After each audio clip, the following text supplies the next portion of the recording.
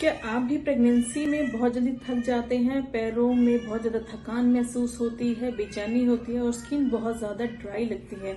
तो देखिए, ये प्रेगनेंसी में होने वाली अनीमिया के लक्षण हो सकते हैं। मैं doctor Ritu, consultant gynaecologist from Apollo medical sector 82 Gurugram. आज हम प्रेगनेंसी में होने वाले अनीमिया के बारे में जानेंगे। देखिए, भारत जैसे विकासशील देश में 70% तक गर्भवती महिलाएं अनीमिया से जूझती हैं।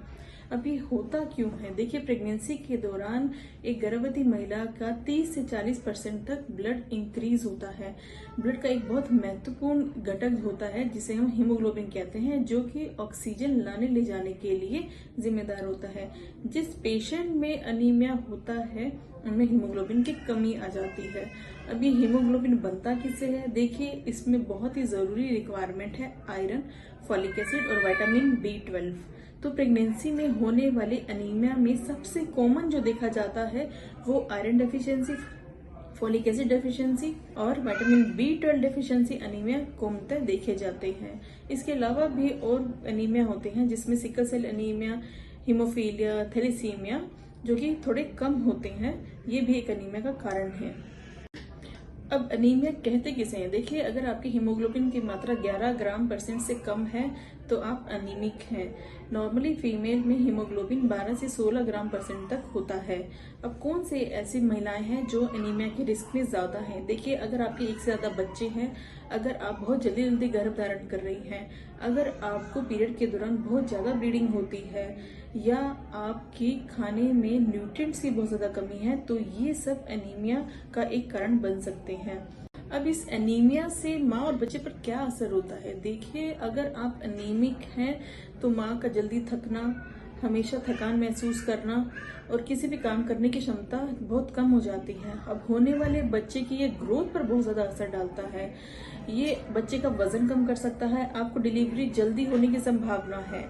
कई बार जो पेशेंट्स बहुत ज्यादा अनीमिक होते हैं उनको डिलीवरी के दौरान बहुत ज्यादा ब्लीडिंग भी हो सकती है। डिलीवरी के बाद आपकी रिकवरी को डिले कर सकता है और आपके बच्चेदानी के इन्फेक्शन का रिस्क भी बहुत ज्यादा बढ़ जाता है। तो अब ये जांचा कैसे जाता है कि आप अनीमिक हैं? देखिए, जब आप प्रेग्नेंट होते हैं तो आपके डॉक्टर आपके हीमोग्लोबिन का टेस्ट करते हैं। ये प्रेगनेंसी में 28 वीक्स के अराउंड दोबारा चेक किया जाता है। इनमें से किसी भी समय अगर आपका हीमोग्लोबिन 11 से कम है तो उसके लिए आपको आयरन सप्लीमेंटेशन दिया जाता है। वैसे भारत सरकार के अनुसार हर प्रेग्नेंट फीमेल को शुरू के 3 महीने में फॉलिक एसिड और उसके बाद आयरन की गोली जिसमें 100 मिलीग्राम एलिमेंटल आयरन होता है दी जानी है, जिससे आयरन डेफिशिएंसी को रोका जा सके। इसके अलावा इंजेक्शन भी अवेलेबल हैं जो कि पेशेंट्स आयरन की गोली टॉलरेट नहीं कर पाते या जिनमें अनीमिया बहुत ज्यादा है उन केस में दिया जा सकता है। ये इंजेक्शन आपके खून की मात्रा को 2 से 3 दिन में 1 ग्राम % तक बढ़ा सकते हैं। अब ये अनीमिया ट्रीट करना इतना जरूरी क्यों है? देखिए, अगर अनीमिया नहीं ट्रीट किया जाए तो सीवियर केसेस में ये माँ के दिल पर बहुत बुरा असर डाल सकते हैं। कई केसेस में दिल का साइज बढ़ जाता है, आपकी हार्ट बीट इरेगुलर हो सकती है और सीवियर केसेस में हार्ट फेलियर भी कर सकता है। तो प्रेगनेंसी में एक स्वस्थ माँ और स्वस्थ बच्चे के लिए आपको अनीमिया से दूर रहना है। Thank you.